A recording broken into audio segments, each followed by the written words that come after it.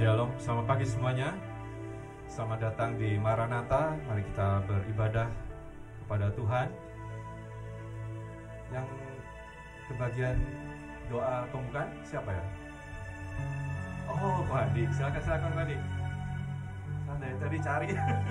Maju sini, ketemu di sana.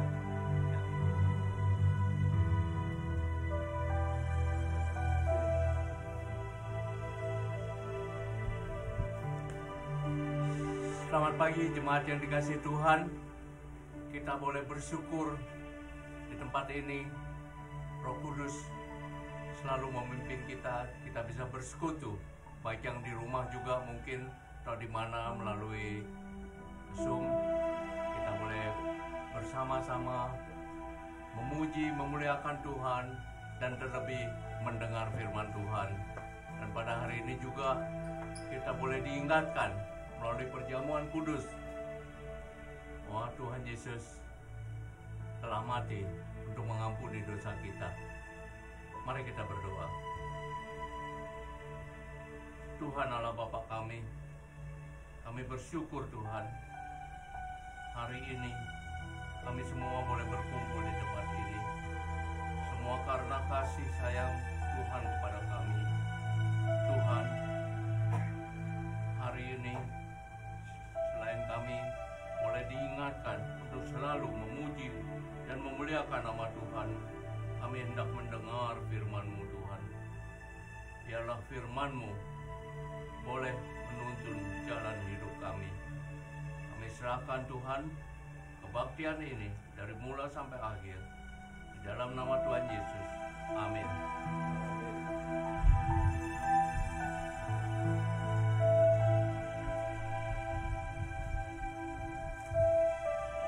Puji Tuhan, terima kasih Ko Andi. Mari kita lanjutkan kebaktian ibadah hari ini.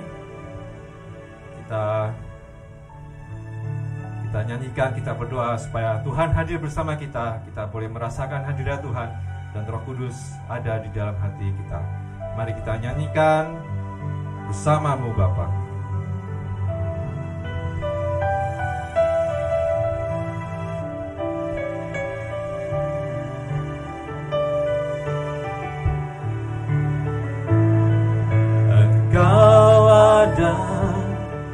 Bersamamu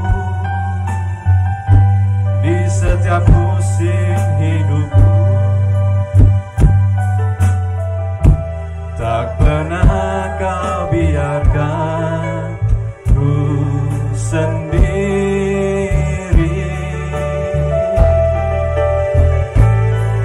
Kekuatan di jiwaku adalah bersamamu. Tak pernah ku ragukan kasih-Mu. Sekali lagi yuk. Engkau ada bersamaku di setiap musim hidupku.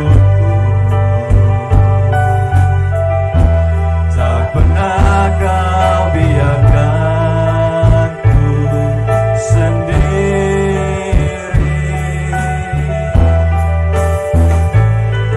Kekuatan di jiwaku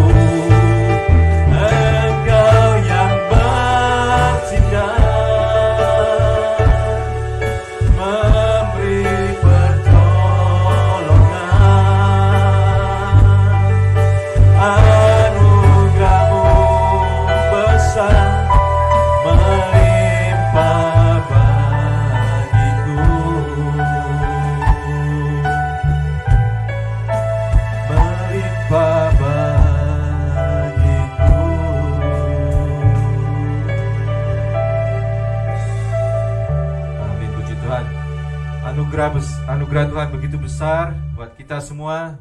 Kita boleh berkumpul, beribadah bersama di tempat ini.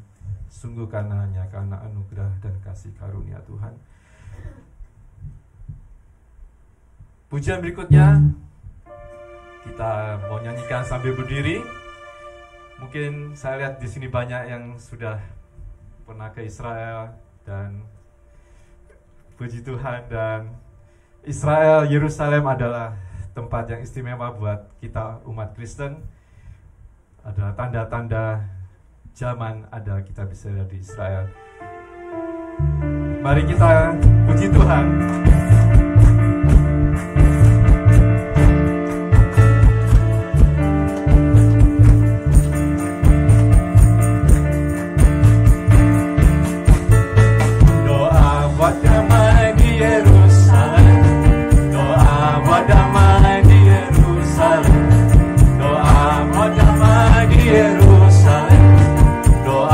Yerusalem hidup damai. Doa buat damai di Yerusalem.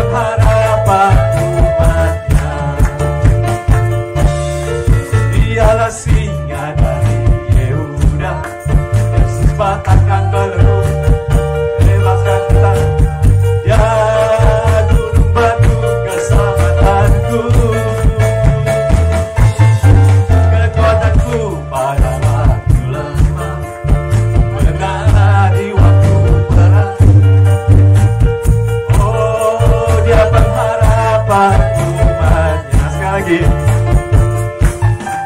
Dialah singa dari Yehuda, Yesus patahkan belenggu, bebaskan kita. Dia duduk batu keselamatanku, kekuatanku pada waktu lemah, menara di waktu perang. Oh, dia pengharapan umatnya. Allah mana yang besar seperti Allah kita, Allah mana yang dahsyat seperti Allah kita. Dia kuat, penuh kuasa, tiada Allah yang seperti Dia.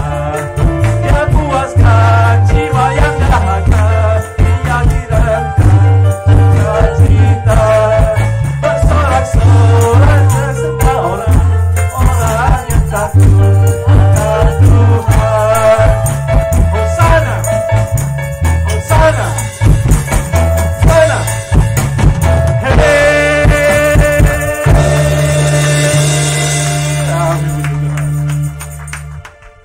Silakan duduk. Ada sukacita? Amin. Lagu sebelum firman.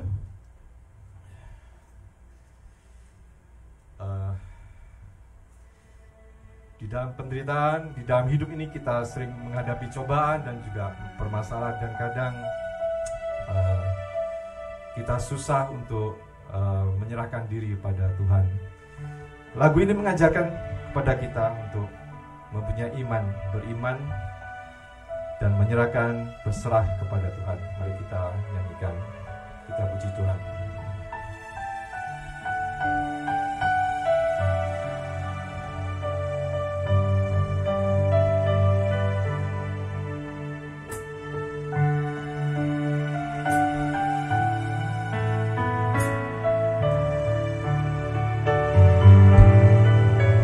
Kalahku cari damai, hanya ku dapat dalam Yesus.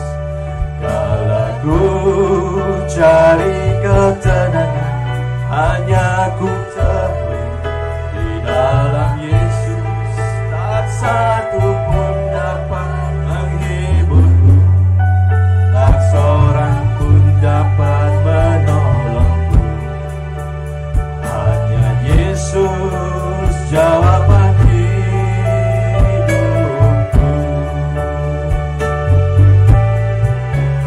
Kalau ku cari damai, hanya ku dapat dalam Yesus. Kalau ku cari ketenangan, hanya ku temui di dalam Yesus. Tak satu pun dapat menghiburku, tak seorang pun dapat menolongku. Hanya Yesus jawaban hidupku. Bersama Dia hati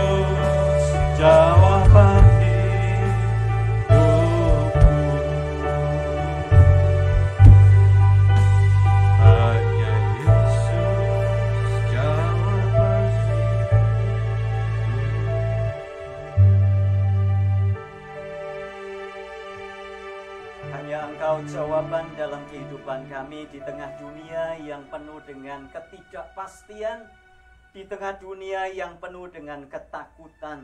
Hanya Engkau, hanya Yesus jawaban kami. Vaksin bukan jawaban, social distancing menjadi jawaban sementara, tetapi masker seringkali dianggap menjadi jawaban. Tetapi kami tahu satu hal yang pasti, bahwa Yesus adalah jawaban satu-satunya. Setiap orang membutuhkan Yesus. Setiap kami membutuhkan Yesus. Dunia membutuhkan Yesus. Karenanya Tuhan, pada pagi dan siang hari ini kami ingin mendengarkan firman-Mu, supaya kami mengerti bagaimana hidup mengikut Yesus itu.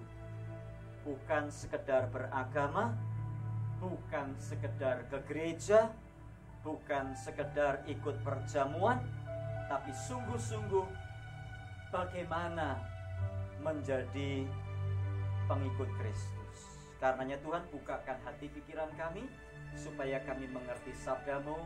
Nama Tuhan dipuji, dimuliakan. Urapi kami, pimpin, tolong kami, Roh Kudus jamah kami. Dalam Tuhan Yesus kami berdoa. Amin. Amin. Puji Tuhan. Shalom Bapak Ibu yang dikasihi Tuhan. Selamat hari Minggu. Senang sekali bisa berjumpa kembali. Minggu pertama bulan Juli. Tanpa terasa ya, kita sudah sampai bulan Juli. Bulan Juli artinya bulan yang ke berapa ya? 7. Bulan yang ke-7.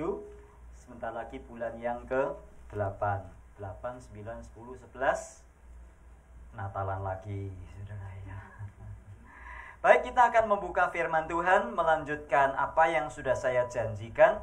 Wahyu pasal 2 ayat 12 sampai 17. Mid-nya mungkin dikecilkan supaya enggak feedback ya, mid-nya. Treble-nya dinaikkan, bass-nya dinaikkan, mid-nya dikecilkan ya. Wahyu pasal 2 ayat yang ke-12 hingga ayat yang ke-17. Kepada jemaat di Pergamus. Pergamus, terjemahan aslinya ada 2 versi. Yang satu pakai kata Pergamum, yang satu pakai kata Pergamos. Mana yang betul? Dua-duanya betul, tergantung aksennya aksen mana. Tetapi di dalam bahasa Indonesia dipakai kata Pergamus. Pergamus adalah nama kota yang sampai hari ini masih eksis di negara Turki. Negara Turki zaman dulu disebut sebagai Asia Kecil.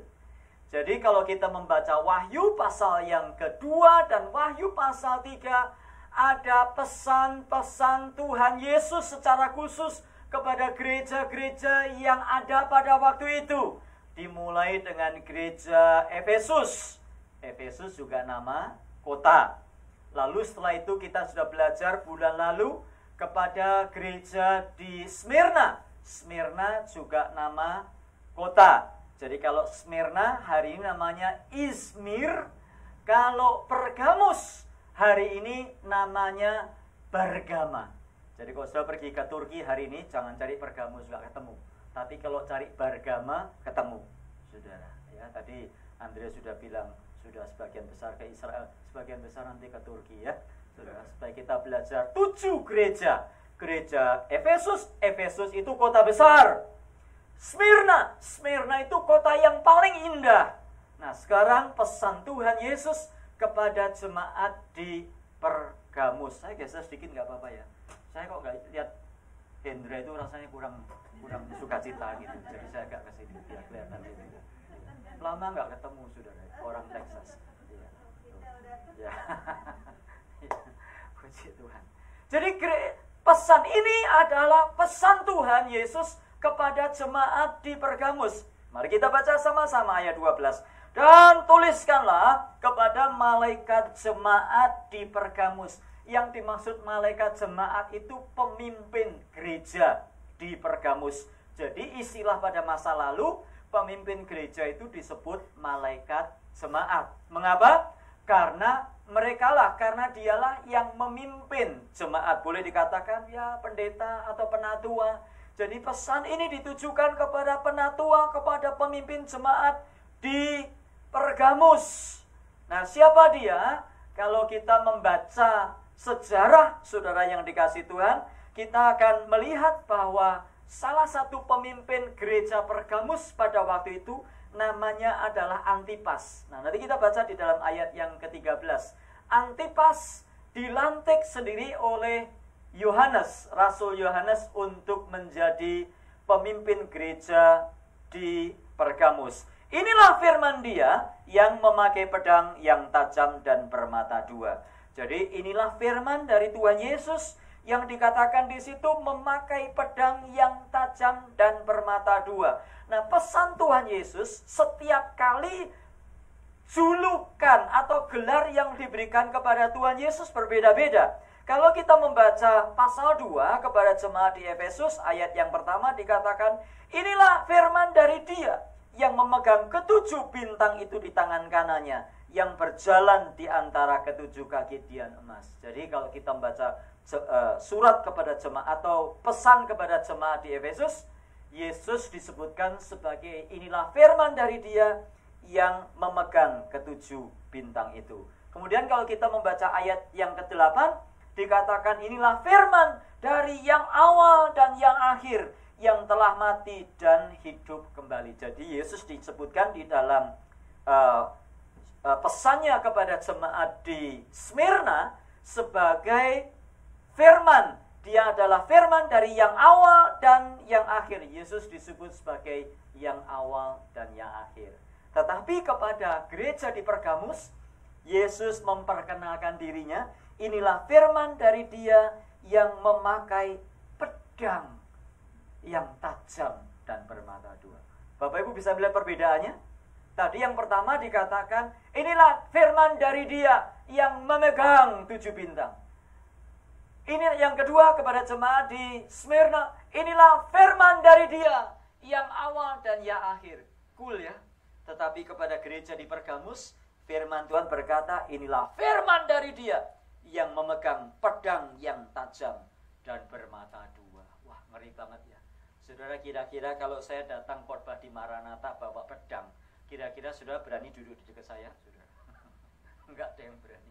Kalau saya bawa lemper, saudara, ada yang berani duduk dekat saya? Semua rebutan duduk dekat saya, saudara. Nah, inilah seperti ibaratnya Tuhan Yesus. Kepada jemaat Pergamus, Yesus berkata, inilah firman dari yang memakai pedang yang tajam. Berarti pasti ada sesuatu dengan gereja di Pergamus. Nah, orang tanya, Pak, ngapain sih, Pak? Capek-capek, khotbahnya kurang menarik, Pak. Khotbahnya kurang lucu. Kalau khotbah tentang gereja, 7 jemaat, 7 gereja ini kurang menarik, Pak. Lebih baik khotbah yang biasa-biasa saja. Saya bilang, enggak, saya harus nyampaikan ini. Sebab apa yang kita bisa pelajari dari sini? Kalau kita belajar pesan Tuhan Yesus kepada gereja-gereja di Efesus, di kota Efesus, di kota Smyrna, semuanya di Turki ya. Kepada gereja di Pergamus, kita bisa belajar, oh kalau begitu, apa yang masih kurang ya di Maranatha ini secara gereja, kelompok? Atau juga kita bisa belajar bagaimana sih hidup saya sebagai anggota gereja, sebagai orang yang pergi ke gereja, sebagai pengikut Kristus itu bagaimana? Nah, kita akan belajar bersama-sama. Tadi kita lihat, ada kalanya Yesus datang menyatakan diri sebagai Alfa dan Omega, yang awal dan yang akhir. Ada kalanya dia datang dengan pedang yang tajam. Jadi saudara yang dikasih Tuhan, kita belajar bahwa Allah itu baik. Sudah mengaminkan? Amin ya. Allah itu baik. Allah itu pemberi berkat, betul? Dia gembala yang setia. Dia sahabat yang baik. Jangan salah. Dia juga adalah hakim yang memerintah dengan adil. Nah, ada banyak orang Kristen kadang-kadang berpikir, ya kalau Yesus itu kan sahabat yang setia. Yesus ada sobat kita, amat tulus dan benar. Orang tetes air mata. Apalagi orang nyanyi bahasa Inggris, I'm a friend of God, I'm a friend of God. Waduh, luar biasa ya. Aku anak raja, engkau anak raja, kita semua anak raja. Wah, hebat saudara. Tapi berapa banyak lagu yang menyebutkan bahwa dia adalah juga hakim yang datang membawa pedang. Ada lagu yang seperti itu? Ada, saudara. Silahkan cari. Kalau ada, tunjukkan kepada saya. Saya ajak minum Starbucks, saudaraku ya. Saya ajak minum Starbucks. Kalau sudah bisa menemukan lagu yang temanya dia adalah hakim yang memerintah, hakim yang membawa pedang, tunjukkan ke saya. Jarang lagu-lagu seperti itu. Kenapa? Kalau lagu-lagu dinyanyikan di gereja, pada lari semua, saudaraku. Ada yang pura-pura ke WC, saudaraku ya. Ada yang pura-pura batu, terus lari keluar, saudara. Ada yang pura-pura, ada temannya datang. Kenapa? Karena lagu-lagu ini lagu yang keras. Sama. Kepada jemaat di Pergamus, firman dia yang memakai pedang yang tajam dan bermata dua. Artinya ada something wrong dengan jemaat di Pergamus. Ayo kita baca. Ayat 13 adalah pujian. Jadi kalau kita membaca Wahyu 2 dan Wahyu pasal 3, nanti sudah baca di rumah. Kepada setiap gereja Tuhan, selalu strukturnya terdiri 3 atau boleh dibagi menjadi 4 bagian. Yang pertama, selalu pujian. Aku tahu, selalu. Nanti sudah baca ya. Kepada jemaat di Smyrna, Pergamus, kepada jemaat di Tiatira, kepada Philadelphia. Aku tahu. Setelah pujian, terus apa saudara biasanya? Teguran. Namun demikian. Nah, nanti kita baca. Yang ketiga, ada pujian, ada teguran, terus biasanya apa? Kalau sudah ada pujian, ada teguran, Bapak Ibu yang punya anak, apa hal ketiga yang kita lakukan? Sudah dipuji, kamu ini cool loh, nice kamu itu ya, good boy, ya. Terus ditegur, but you did something wrong, you know. Terus nomor 3 apa biasanya? Ada pujian, ada teguran, terus? Oh, jangan dulu, jangan hukuman. Apa? Nasihat. Terus yang keempat apa? Nasihat. Setelah nasihat biasanya apa, Bro? Nanti ya, atau yang punya cucu ya, nanti ya. Kalau kamu nurut sama opa, nanti opa belikan Starbucks. Itu apa, Saudara? Apa itu? Bukan, apa itu namanya? Pujian, teguran, nasihat, terus apa?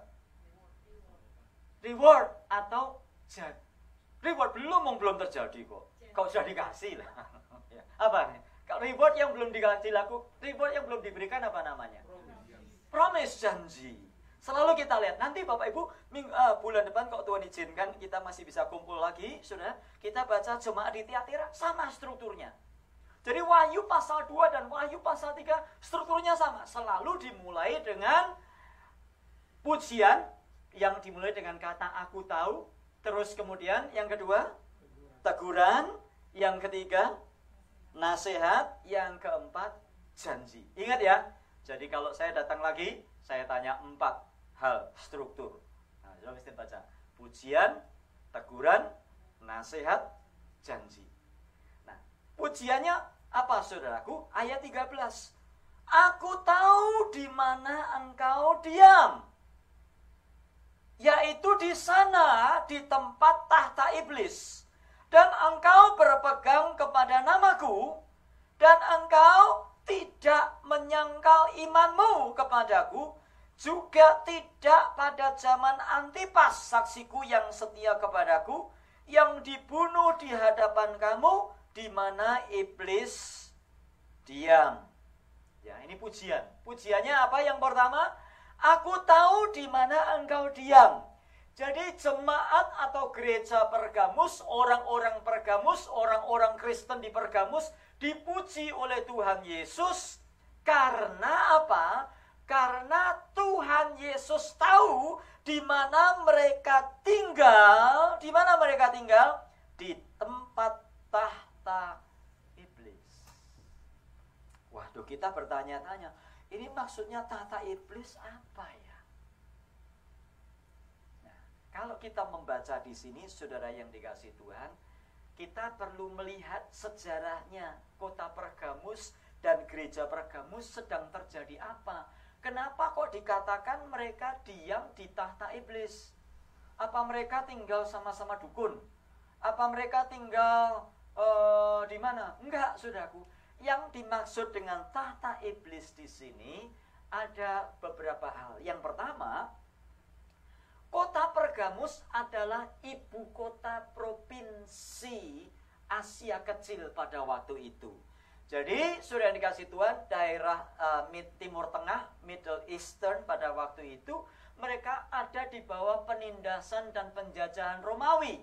Dan mereka tunduk di bawah pemerintahan Kekaisaran Romawi di Roma. Nah, oleh karenanya, pemerintah Romawi menjadikan negara-negara dan daerah-daerah yang ditundukkan tadi menjadi provinsi-provinsi. Salah satunya yang disebut di sini adalah provinsi di daerah di mana kota-kota Efesus, Smyrna, Pergamus ada. Nah, ibu kotanya apa? Ibu kotanya adalah Pergamus. Nah, saudara yang dikasih Tuhan, seperti daerah kota-kota Asia Kecil atau kota-kota di Turki hari ini, sekitarnya, pada masa itu Pergamus adalah tempat di mana pusat penyembahan kepada kaisar itu diwujud nyatakan. Jadi di kota Pergamus ada altar untuk menyembah kaisar. Kaisar itu kalau zaman sekarang siapa ya? Ya raja, kira-kira gitu. Nah, pada waktu itu kaisar yang memerintah di Roma, mereka belum kenal Tuhan. Mereka mengangkat diri sebagai Tuhan. Jadi mereka berkata, pada hari dan waktu tertentu, mereka harus kumpul dan mereka meneriakkan, Caesar is Lord. Caesar is Lord. Kaisar adalah Tuhan. Kaisar adalah Tuhan. Kaisar adalah Tuhan. Seperti kalau zaman sekarang itu, Jokowi, jangan Jokowi dah, sensitif ya. Joe Biden adalah Tuhan. Joe Biden adalah, kira-kira seperti itu. Sudah. Nah, saya tanya, kira-kira penyembahan kepada manusia berkenan nggak di hadapan Tuhan? Nggak berkenan. Karena Keluaran 20 berkata, Allah berfirman, jangan ada ilah lain di hadapanku. Yang kedua, hukum yang kedua, jangan membuat patung untuk disembah. Itu sebabnya penyembahan kepada kaisar adalah sesuatu yang bertentangan dengan Tuhan. Tapi wajar, kenapa? Karena kaisar pada waktu itu nggak kenal Tuhan. Mereka mengangkat diri mereka sebagai Tuhan. Itu yang pertama. Yang kedua, kalau kita membaca sejarahnya kota Pergamus, banyak sekali altar. Ada altar untuk menyembah kaisar. Terus juga ada altar lain. Altar ini untuk menyembah dewa Zeus namanya. Jadi orang-orang Pergamus menyembah dewa Zeus. Nah, penyembahannya seperti apa? Ya mungkin berbeda dengan penyembahan zaman sekarang. Tapi mereka mungkin membakar ukupan, membakar menyan dan sebagainya, dupa dan sebagainya untuk dewa mereka yang namanya dewa Zeus. Itu adalah kekejian di hadapan Tuhan. Bukan hanya dewa Zeus, mereka juga punya altar lain. Namanya altar untuk penyembahan dewa khusus orang Pergamus. Jadi kota Pergamus punya dewa khusus. Namanya dewa Asclepius. Si Asep ini sudah. Ya, Asclepius. Jadi mereka yang menyembah kaisar, menyembah Zeus, menyembah dewa Asclepius. Aduh, saudara yang dikasih Tuhan. Dan hal itu adalah kekejian di hadapan Tuhan. Nah, apa yang terjadi kalau mereka tidak menyembah kepada kaisar? Kepalanya hilang. Saudara. Atau kalau kepalanya tidak hilang, dia dilepaskan di dalam stadion. Terus di dalam stadion itu ada banyak orang, saudaraku ya, sudah ramai. Kemudian disuruh menyangkal Yesus. Bilang, kaisar adalah Tuhan. Kalau enggak mau, binatang buas dilepaskan. Saudara. Mereka dimangsa. Itu yang terjadi dengan uskup di Smyrna. Dan itu yang terjadi dengan Antipas. Itu sebabnya kalau kita membaca, di situ dikatakan, di mana engkau diam, yaitu di sana, di tempat tahta iblis. Dan engkau berpegang kepada namaku, dan engkau tidak menyangkal imanmu kepadaku, juga tidak pada zaman Antipas, saksiku yang setia kepadaku. Jadi kepala gerejanya pada waktu itu Antipas namanya. Bukan Herodes Antipas ya. Nama Antipas itu nama yang lazim. Ada beberapa nama Antipas yang kita kenal. Dan salah satunya adalah pemimpin gereja Pergamus. Jadi rupa-rupanya Antipas ini pernah menjadi martir untuk Tuhan Yesus. Antipas ini pernah berkorban untuk Yesus, sehingga dikatakan yang setia kepadaku, yang dibunuh di hadapan kamu, di mana iblis diam. Artinya apa? Antipas pernah dibunuh di hadapan jemaat gereja Pergamus karena imannya kepada Yesus. Jadi pada waktu itu menjadi orang Kristen itu nggak gampang, Bapak Ibu. Nggak kayak sekarang ya. Mau jadi Kristen? Mau jadi Kristen? Punya rumah nggak? Kalau jadi Kristen, punya rumah. Ya. Mau jadi Kristen? Punya kerjaan nggak? Nggak punya? Ayo ikut Yesus, pasti dapat kerjaan. Ya. Punya jodoh nggak? Punya jodoh nggak? Ya. Udah dapat mantu? Dapat mantu belum? Ya. Ikut Yesus, nanti dapat mantu. Ya. Dapat jodoh. Zaman sekarang kan kayak gitu promosinya, saudara. Zaman dulu, ikut Yesus, berani ikut Yesus. Dor, saudaraku mati. Jadi ikut Yesus tuh nggak gampang loh, saudara. Ya zaman sekarang ini gampang. Ayo ikut Yesus yuk. Belum kerja ya? Itu ada Sushi on Fire. Ya, nanti saya bisa refer kamu ke sana. Ya, bisa. Ya. Terus belum kerja ya? Itu ada perusahaan air. Ya, itu loh, air yang glasier itu. Kita ada orang kerja. Nanti bisa atau lagi belum kerja ya? Nanti bisa lah. Saya ikutkan itu yang Uber. Ayo, bisa. Saya heran kadang-kadang dengan gereja zaman sekarang ini. Kalau ngajak orang ikut Yesus, ngajaknya itu hoax, saudara. Zaman itu berani ikut Yesus, saudara, nyawa taruhannya. Saudara berani ikut Yesus? Kalau hari ini, saudara, ikut Yesus, taruhannya nyawa, saudara masih mau ikut Yesus gak? Gak ada yang jawab, saudara. Yes. Nah, puji Tuhan ada satu. Saudara masih mau ikut Yesus? Yes. Hah? Cuma satu lagi, diulangi lagi. Saudara yang dikasih Tuhan, Alkitab katakan, akan tiba waktunya di mana orang-orang yang mengikut Yesus akan dianiaya. Alkitab, Tuhan Yesus sudah lebih dahulu memperingatkan, kalau kamu takut kehilangan nyawamu, kamu akan kehilangan nyawamu. Tetapi kalau kamu tidak takut kehilangan nyawamu karena aku, kamu akan mendapatkannya kembali. Sudah dikasih Tuhan, bukan hanya kita saja. Hari-hari ini orang dipenggal kepalanya karena ikut Yesus. Orang di Afrika dibunuh Boko Haram, saudara, karena mereka mengikut Yesus. Nah, kita mesti mempersiapkan diri. Ikut Yesus, kalau kita rela kehilangan nyawa karena Yesus, kita akan mendapatkannya kembali. Hidup kekal. Tapi kalau kita menyangkal Yesus, maka kita tidak akan mendapatkan hidup itu. Sudah dikasih Tuhan, itu yang terjadi dengan jemaat di Pergamus. Oh, walaupun mereka hidup susah, walaupun mereka menderita, walaupun mereka dianiaya, pemimpin gerejanya dibunuh, mereka tetap setia kepada Tuhan Yesus. Luar biasa, saudara. Jadi kita melihat di sini betapa Allah melihat hati kita. Kalau hari ini hati kita masih takut, saudara. Saudara ikut Yesus masih ragu-ragu. Sebenarnya ikut Yesus itu ada gunanya enggak sih? Mari, saudaraku, saya mengundang kita memberikan diri kita kepada Tuhan Yesus. Saudara ya, kalau ada yang masih belum mau dibaptis, masih setengah-setengah, Pak, saya belum sungguh-sungguh, Pak, saya belum tahu semua. Jangan nunggu tahu semua. Sebab kalau saudara tahu semua, mungkin saudara sudah tidak tinggal di Bellflower, sudah tidak tinggal di Long Beach, sudah tidak tinggal di Gardena lagi. Saudara mungkin sudah tinggalnya di Forest Lawn atau Rose Hill, sudah. Kalau kita tahu semua. Jangan nunggu tahu semua. Ayo, siapa yang belum dibaptis? Berikan dirimu dibaptis. Sediakan waktu, kita nanti baptisan di mana gitu, saudara. Kenapa? Karena mengikut Yesus bukan dunia yang kita dapatkan. Mengikut Yesus, kehidupan kekal bersama dengan Tuhan Yesus. Agama-agama lain cuma menjanjikan apa, saudaraku?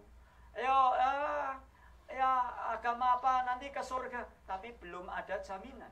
Tapi Yesus berkata, Yohanes 14 ayat 1 sampai 3. Janganlah gelisah hatimu. Percayalah kepada Allah. Percayalah juga kepadaku. Terus, di rumah Bapakku bukan banyak, saudara. Banyak tempat tinggal. Orang Surabaya. Di rumah Bapakku banyak tempat tinggal. Jika tidak demikian, tentu aku mengatakannya kepadamu.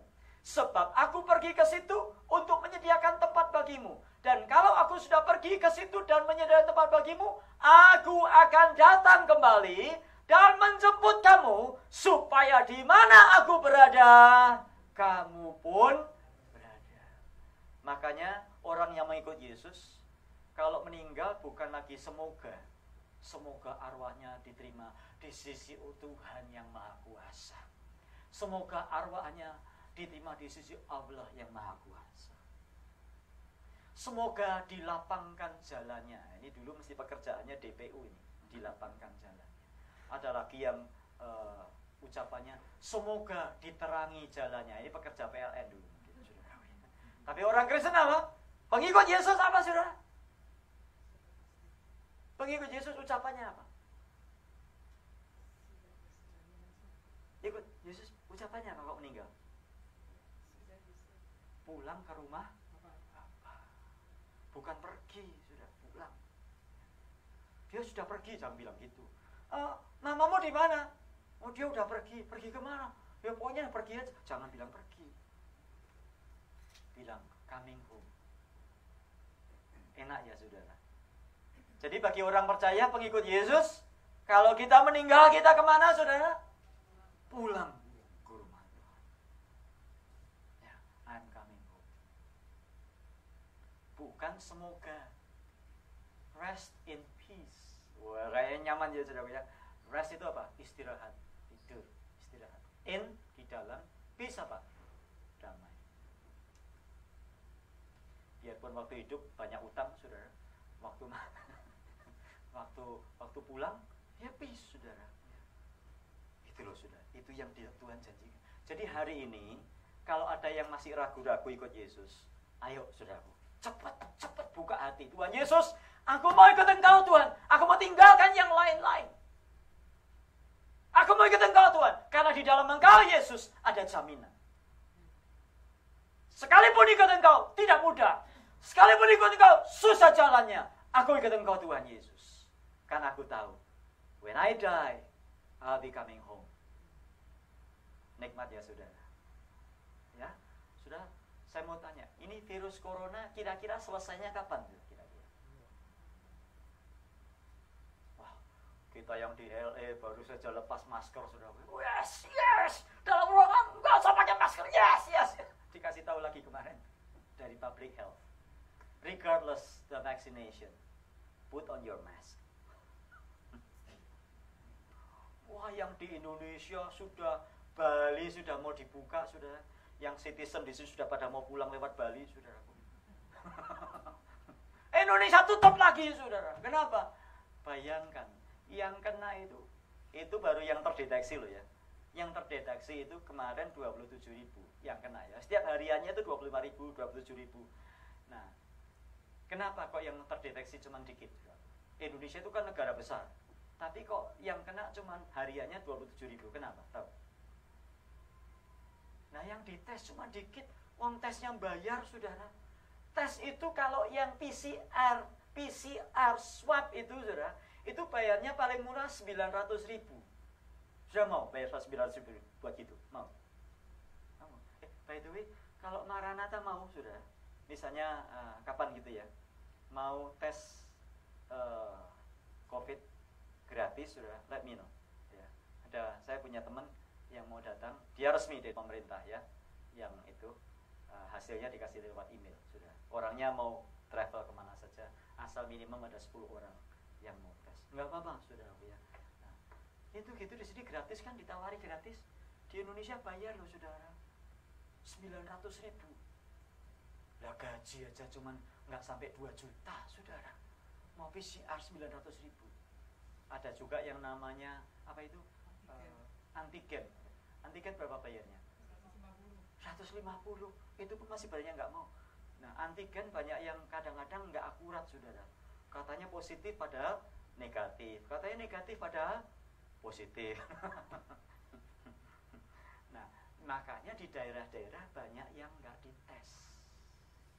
Di pelosok-pelosok ada yang mau ngetes? Nggak ada. Puji Tuhan loh, kita di Amerika tinggal kemana gitu dites, sudah ya, gratis kan? Dapat vaksin bayar nggak? Nggak bayar juga, saudara. Di Amerika ini kita mesti bersyukur loh. Banyak yang gratis, saudara. Banyak yang gratis. Banyak yang gratis, kita mesti bersyukur. Ya. Ini sampai ngomong, tadi kok ngomong gitu ya? Oh ya tadi juga. Corona selesainya kapan? Nggak selesai-selesai, saudara. Ini variannya tuh sudah macam-macam.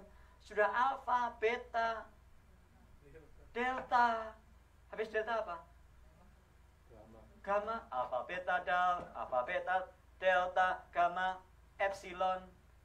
Ya. Kappa, lambda, mu, nu, si, omikron, virus, sigma, tau, upsilon. Aduh. Nah kapan selesainya? Tapi di dalam Tuhan Yesus ada penyelesaian atas segala sesuatunya. Kalaupun kita harus pulang, kalaupun kita harus menutup mata terakhir kalinya, kita sudah berada di pangkuannya. Luar biasa, saudaraku. Nah, tadi adalah pujian. Ayat 14 dan 15 adalah tegurannya. Tetapi aku mempunyai beberapa keberatan terhadap engkau. 14 dan 15 ya.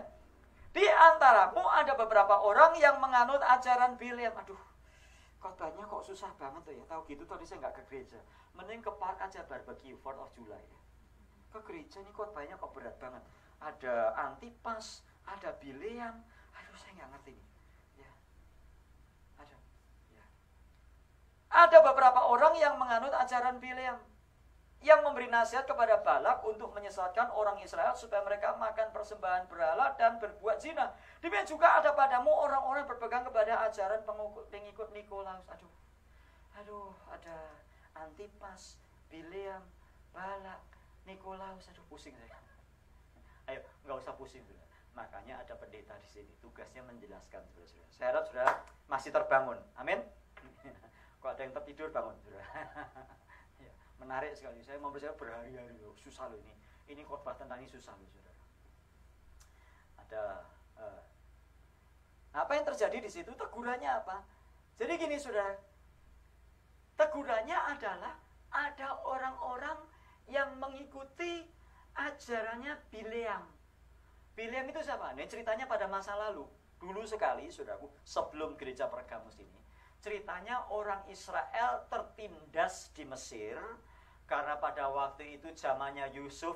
Nah, singkat cerita ya, kepanjangan, makanya nanti ikut Bible study aja ya. Terus kemudian dalam perjalanan mereka menuju ke tanah Israel, dari Mesir ke tanah Israel, 40 tahun lamanya mereka muter-muter, mereka lewat Moab. Nah, Raja Moab yang namanya Balak ini, saudara, takut. Mereka takut akan rombongan Israel. Kenapa? Karena rombongan Israel sudah menghancurkan banyak bangsa. Ya, bangsa Media ditaklukkan, bangsa-bangsa ditaklukkan, Mesir dikalahkan. Wah, ini Raja Moabnya takut. Akhirnya Raja Moabnya nyewa apa sih? Sorcerer apa ya? Apa ya? Hah? Ya? Ya, nyewa kayak ya semacam nabi, tapi ya nabi sewaan gitu. Jadi tergantung yang bayar. Ya, maju tak gentar, membela yang bayar. Sudah itu, ya itu. Semacam namanya Bileam. Bileam misalnya Andre maju sini, Andre. Saya pinjam sebentar, Andre. Andre maju sebentar, Andre. Saya bukan Bileam, Pak. Ya, saya coba aja. Cuman contoh ya, ini bukan Bileam. Ini kok ada rombongan Israel datang nih. Saya panggil Bileam. Bileam, minta tolong dong. Terus Andre, Bileam datang. Terus, what I can do for you? Ya. Andre pakai rompi kayak di Walmart, di belakangnya, how may I help you? Gitu tulisan gitu. Saya bilang, Andre, tolong dong Andre, di ini ya, rombongan Israel ini dikutuki ya, Andre ya. Dikutuki, biar mereka nggak sampai tanah perjanjian. biar mungkin ada yang diare, kena COVID, macam-macam, biar nggak sampai ke tanah Israel. Ya, Andre ya, ini bayarnya Andre. Udah. Andre, saya suruh ngutuk, cursing Israel, supaya Israel nggak sampai tanah perjanjian. Benar saudara, ini Bileam mau ngutuk Israel. Waktu mau ngutuk nggak bisa saudara, mulutnya itu dikuasai oleh Tuhan begitu rupa, sehingga pada waktu ngutuk yang keluar berkat. Yang keluar apa? Sesungguhnya Israel, engkau akan diberkati. Nah ini yang saya akan marah sudah. Kamu sudah tak sewa suruh ngutuk kok malah memberkati. Akhirnya saya bilang, kutuk lagi Israel. Sudah tak bayar loh, sudah bayar down payment, sudah bayar. Kutuk sana. Akhirnya Bileam pergi naik keledai saudara. Di tengah jalan malaikat Tuhan menyatakan dirinya kepada Bileam. Bileam nggak bisa lihat, keledainya bisa lihat. Keledainya, terus Bileam siksa itu keledainya, dipecut terus, jalan. Keledainya ngomong, kamu nggak bisa lihat, tuh ada malaikat tuh. Jadi ceritanya Bileam ini dikenal dengan keledai yang bicara. Sudah baca di Alkitab ya, nanti menarik sekali. Wah, sudah baca Alkitab, makanya sudah ya, baca Alkitab. Keledai, jangan baca COVID terus, pusing nanti sudah. Sudah batasi diri, jangan baca COVID. Tiap hari sudah WA ini isinya COVID. WA isinya meninggal. Facebook isinya meninggal juga. Wah, kita stres ya tuh. Udah, baca Alkitab. Bileam, keledai yang bicara. Akhirnya Bileam nggak jadi. Itu tercatat di dalam Bilangan pasal yang ke-22, 23, 24. Tapi kok dikatakan di sini ya? Kok mereka dikatakan mengikuti penyesatan Bileam yang makan persembahan berhala dan berbuat zina? Loh, kapan berbuat zinahnya ya? Kapan ini? Kalau kita baca Bilangan pasal 25, nggak ada ceritanya Bileam mempengaruhi Israel berbuat zina, itu nggak ada. Tapi Bilangan 25 mencatat bahwa Israel akhirnya menyembah dewa namanya Baal Peor. Terus Israel ini berbuat zina dengan perempuan Moab. Moab itu sekarang Jordania. Orang-orang Israel berzinah dengan perempuan Moab. Loh kok bisa? Dari sini kita tahu ternyata Bileam kan ngutuk berkali-kali ngutuk kan nggak bisa nih. Balik terus kan kutukannya balik. Akhirnya apa terjadi? Akhirnya Bileam mendatangi orang Moab. Mereka nggak mempan dikutuk. Kamu aja yang maju. Perempuan, cewek-cewek cakep-cakep ya. Sana, digoda. Benar saudara, laki-laki Israel nggak mempan dikutuk, tetapi nggak tahan digoda. Ini loh problemnya jemaat Pergamus, saudara. Problem utama jemaat Pergamus itu mereka top, hebat, dianiaya nggak mempan, ajaran sesat nggak mempan, tapi digoda sama cewek, jatuh dia. Nah inilah yang menjadi peringatan bagi gereja-gereja, bagi saudara dan saya. Kita mungkin secara gereja hebat, pengajaran top, tapi hati-hati loh, iblis itu licik loh. Godaannya lewat nafsu.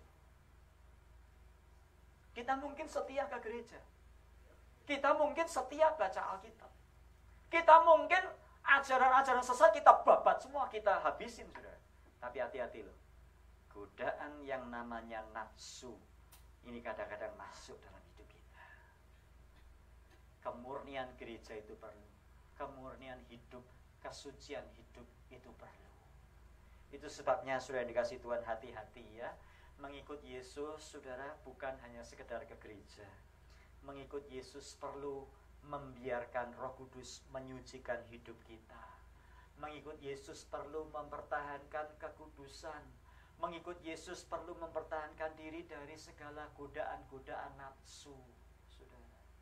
Itu sebabnya kita perlu baca Alkitab, supaya kita dibersihkan oleh Alkitab, oleh firman-Nya. Dan apa janji Tuhan, saudara yang dikasih Tuhan? Teguran Tuhan, nasihatnya apa? Ayat 16, sebab itu bertobatlah. Jika tidak demikian, aku akan segera datang kepadamu dan aku akan memerangi mereka dengan pedang yang di mulutku. Hati-hati loh. Kalau kita mungkin sudah kelihatan bagus, saudara. Tapi begitu polusi berusaha bernama nafsu ini masuk, hati-hati loh. Kita sedang ada di pihak lawannya Tuhan, saudara. Ya, itu nasihatnya apa? Bertobat. Bertobat itu gimana sih? Tadinya membelakangi terang, menginjak kegelapan bayangan kita kan. Sekarang kita berbalik, kita berjalan menuju kepada terang, yaitu kepada Tuhan Yesus dan kepada firman-Nya. Bertobatlah. Terus janjinya apa? Ayat 17. Siapa bertelinga hendaklah ia mendengarkan apa yang dikatakan Roh. Barang siapa menang, kepadanya akan kuberikan dari mana yang tersembunyi, diberi makan oleh Bapa di surga. Akan kuberikan dari mana yang tersembunyi, dan aku akan mengaruniakan kepadanya batu putih. Artinya apa? Saudara kasih Tuhan ini bicara tentang imam. Imam pada waktu itu, imam besar kalau masuk ke ruang Maha Kudus, mereka bawa 2 batu. Di sini 6 suku Israel, di sini 6 suku Israel. Tetapi kalau dikatakan aku akan memberikan kepadamu batu putih, artinya batu yang tidak tercela, yang di atasnya tertulis nama baru, yang tidak diketahui oleh siapapun selain oleh yang menerimanya. Artinya apa, saudaraku ini kasih Tuhan? Kepada kita akan dilimpahkan segala sesuatu yang kita belum pernah nikmati, segala sesuatu yang kita belum tahu, segala sesuatu keindahan, kemuliaan yang selama ini kita sulit membayangkan. Dan pada waktu itu kita akan menerimanya. Di mana? Bukan di dunia ini, tetapi pada waktu kita bertemu dengan Tuhan Yesus. Saudara dikasih Tuhan, hari ini di hadapan kita ada roti dan anggur yang adalah tubuh dan darah Kristus. Dengan apa kita menerima ini semua? Kalau Anda tidak percaya Yesus Kristus, jangan ambil roti dan anggur ini. Roti dan anggur ini adalah persekutuan dengan tubuh dan darah Kristus. Pada waktu Anda makan roti itu, artinya saudara bukan hanya melihat, bukan hanya percaya, tetapi saudara membiarkan Yesus tinggal di dalam hidupmu. Waktu Anda minum anggur ini, Anda bukan sedang nonton, bukan sedang mendengar, tapi Anda membiarkan darah Yesus. Kalau Anda percaya kepada Tuhan Yesus, ambil roti ini, makan dan minum anggur yang adalah darah Kristus ini, supaya kita dikuatkan. Hidup mengikut Yesus tidak gampang, tapi biarlah setiap kita mempersiapkan hati ini untuk kita datang kepada Tuhan, untuk kita mengikut Yesus walaupun susah dan berat jalannya. Mari kita tundukkan kepala. Yang melayani perjamuan silahkan maju. Kita akan berdoa.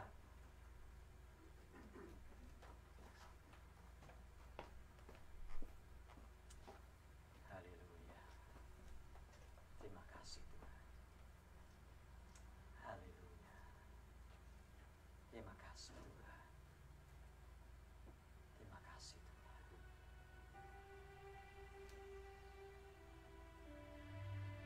Di hadapan kami ada roti dan anggur yang adalah tubuh dan darah Kristus.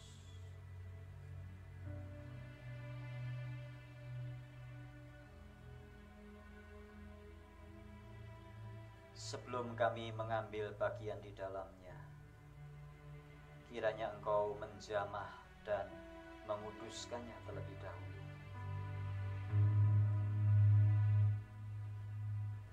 Sucikan pelayan-pelayan-Mu ini. Kami tidak beda dengan umat-Mu, penuh dengan pelanggaran dan kelemahan. Tuhan, kiranya Engkau berkenan menjamah kami melalui perjamuan ini, sehingga apa yang sudah Tuhan tegurkan kepada jemaat di Pergamus itu juga menjadi teguran bagi kami untuk kami hidup dalam kekudusan, tidak membiarkan hidup kami dikuasai oleh hawa nafsu. Tolong kami Tuhan, dalam nama Tuhan Yesus Kristus kami berdoa.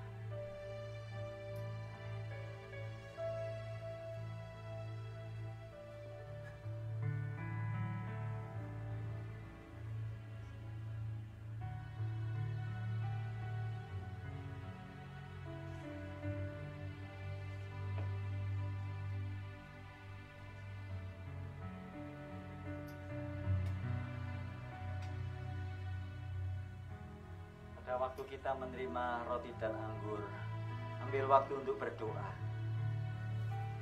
Jangan ada yang berbicara satu dengan yang lainnya. Ambil waktu untuk berdoa, merenungkan sudah sejauh mana kita mengikut Yesus sampai hari ini.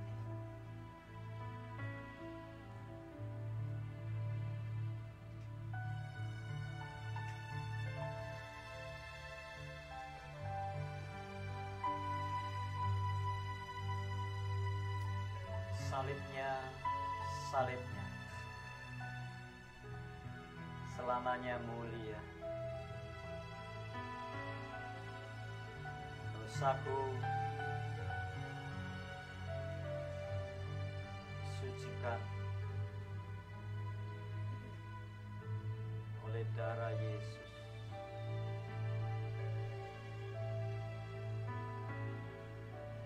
Yang sudah menerima silakan berdiri. Salibnya,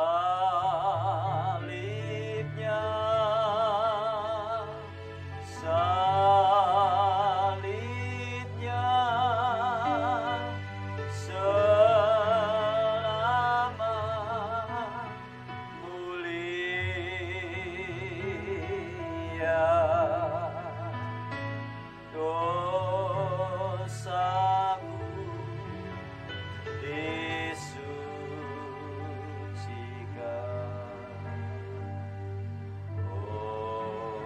oleh darah Yesus. Salibnya, salibnya, salibnya,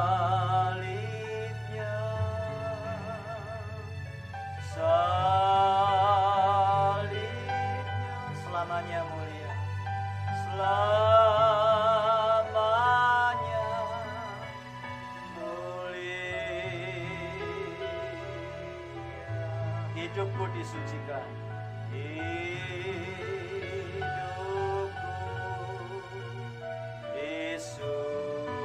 disucikan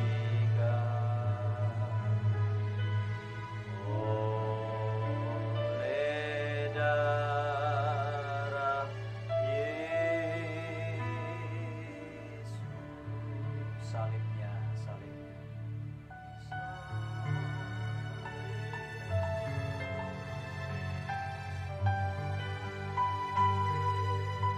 selamanya mulia.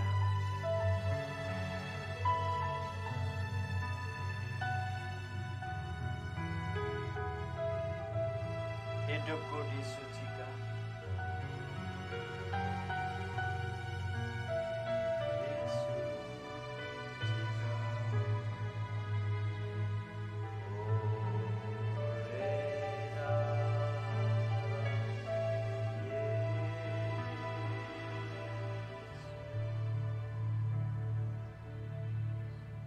Yang sudah dapat silakan berdiri.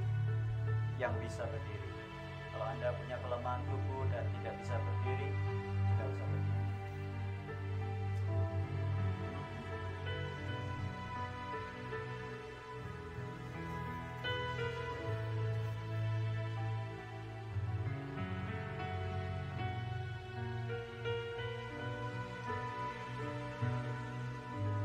Firman-Nya berkata,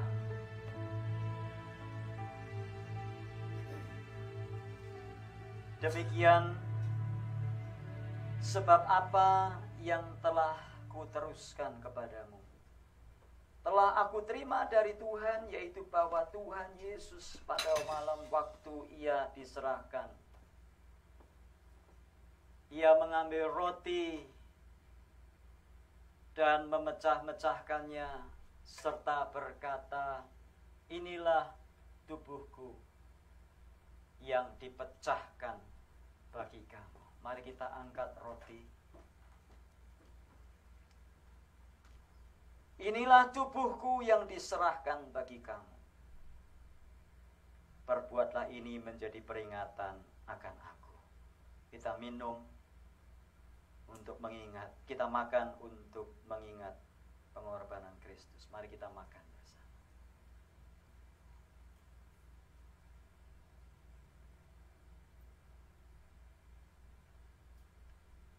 Mari angkat cawan minuman.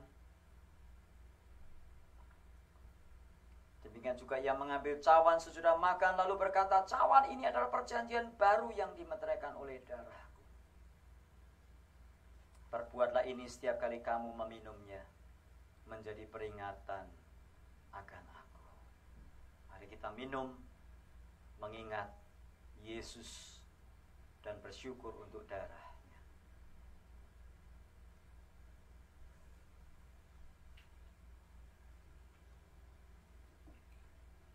Terima kasih Tuhan untuk firman dan perjamuan ini. Kami pulang dengan kekuatan yang daripada dalam Tuhan Yesus kami berdoa. Amin.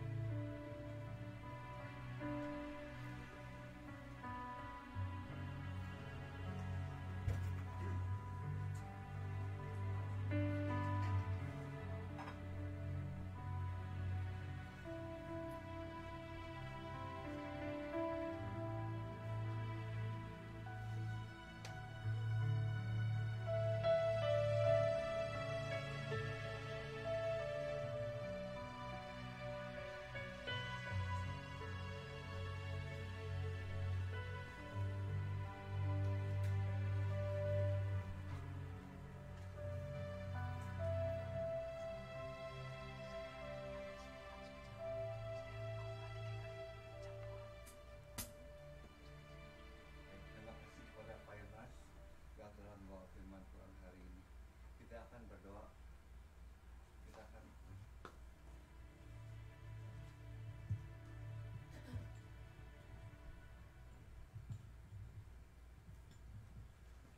Kita akan berdoa untuk meminta bantuan untuk anggota Maranatha yang dilanda kesulitan dalam hidupnya. Ya Tuhan, begitu banyak penderitaan di dunia ini. Tolong sembuhkan orang sakit dan pulihkan kedamaian dan kehidupan bagi jiwa kami yang lelah. Kami memohon untuk Ibu Aimin yang sedang menjalani perawatan dan pula Fatin, suami dari Airin yang sedang baru sembuh dari operasi jantung. Untuk Ai Iing yang kakinya sakit dan pula untuk Liani yang tangannya sakit dan pula untuk Mike Kohandi dan Sony Johari yang sakit ginjal dan pula untuk Sulusi istrinya Pak Emil yang matanya sakit. Tolong sembuhkan dan bebaskanlah mereka dari penderitaan yang mereka alami. Tuhan, tolong sembuhkan sempurnaan kesembuhan mereka. Kami ingin berdoa untuk anggota Maranatha yang tidak bisa hadir hari ini. Ya Tuhan, tolonglah, berkatilah mereka yang setia mengikuti firman-Mu dan berikanlah isyarat kasih, damai, pengharapan dan sukacita karena mereka membutuhkannya. Dan kami juga ingin berdoa untuk mereka yang lanjut usia. Semoga Engkau selalu melindungi dan menjaga mereka sampai akhir hayatnya. Semoga mereka dapat menjalani hidup tanpa kesulitan dan tanpa penderitaan. Kami ingin berdoa juga untuk negara Amerika di mana kami tinggal. Berkatilah dan lindungilah negara ini selalu. Semoga pemimpin yang terpilih dapat menjalankan tugasnya dengan baik dan penuh keadilan. Semoga Amerika tetap menjadi pemimpin dunia. Dan pula kami ingin berdoa untuk negara Indonesia di mana kami dilahirkan. Kami masih banyak mempunyai saudara dan teman yang sedang mengalami bencana pandemi. Kau tahu apa yang terjadi. Pulihkan negara tersebut dan berkatilah negara Indonesia. Semoga mereka dapat hidup normal kembali. Tuhan, kami datang memohon dan berdoa. Lakukanlah apa yang hanya Kau saja yang sanggup melakukannya. Demi nama Tuhan Yesus Kristus, nama kami berdoa. Amin. Amin.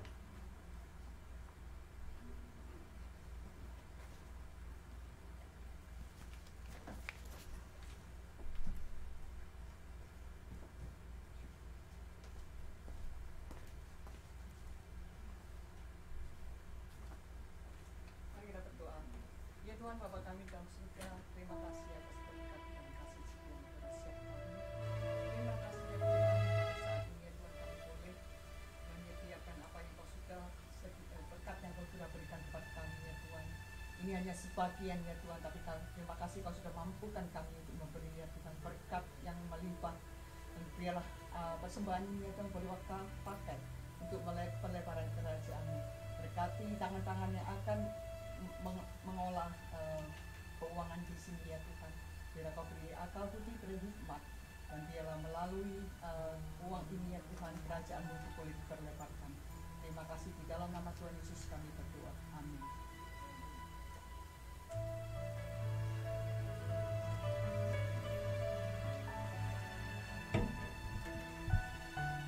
Hari ini kita memperingati 4 of July, hari kemerdekaan Amerika. Lagu persembahan, dan kita doakan Amerika. Saya ajak Jimmy untuk menyanyi bersama. Lagu ini kita nyanyikan tahun lalu. Hai Jim.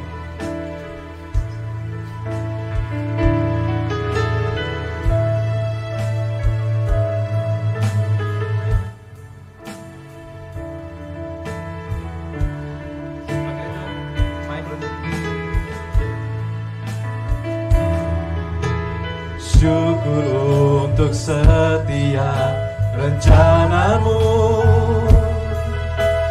dan rancanganmu yang mulia. Dalam satu bubur kami bersatu, menjadi duta kerajaan-Mu.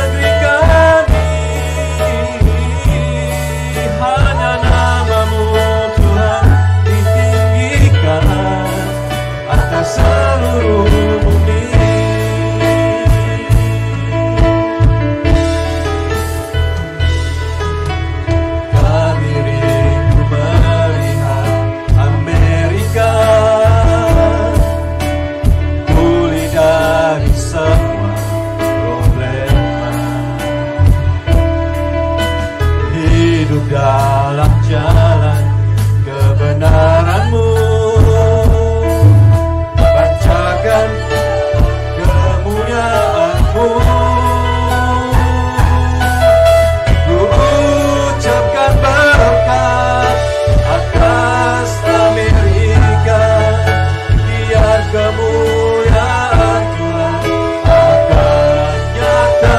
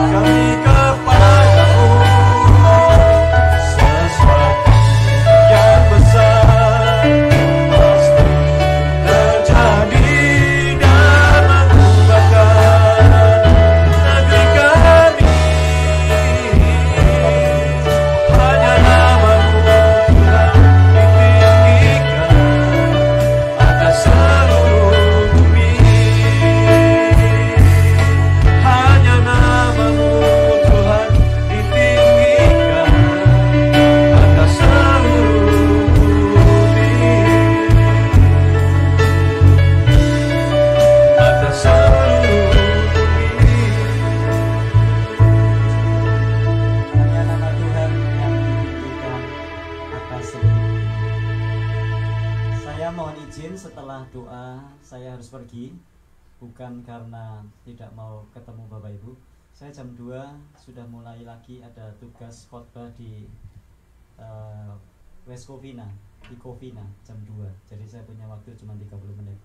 Jadi mohon maaf saya setelah doa ini harus pergi. Mohon doa Bapak Ibu semua. Mari kita bersatu di dalam doa. Sudah yang dikasih Tuhan, arahkanlah hatimu kepada Tuhan dan terimalah berkat-Nya. Tuhan memberkati engkau dan melindungi engkau.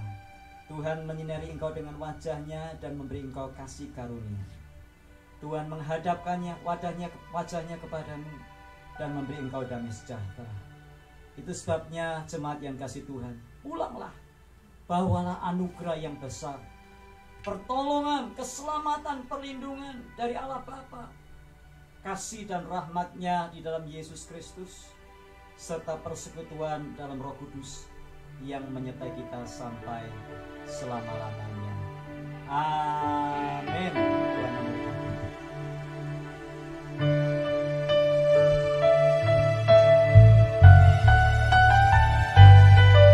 Terima kasih Pak Yones. Berkati. Maranatha, Maranatha, Tuhan datanglah. Persiapkanlah dirimu sambut kedatangannya.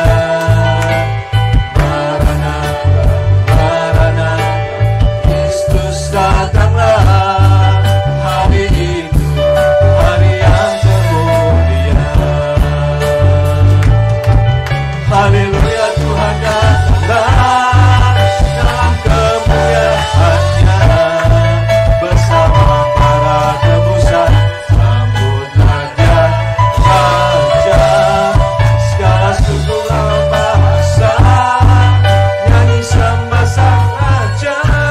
Ya Yesus, Maranatha datanglah.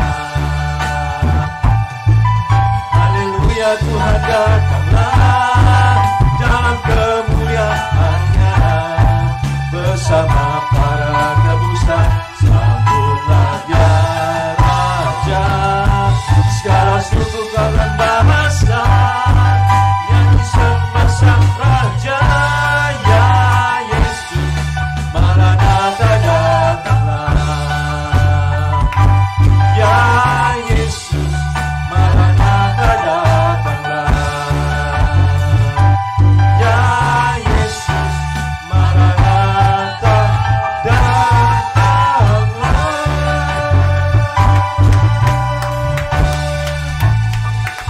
Puji Tuhan. Silakan duduk. Ya. Satu dulu sebentar.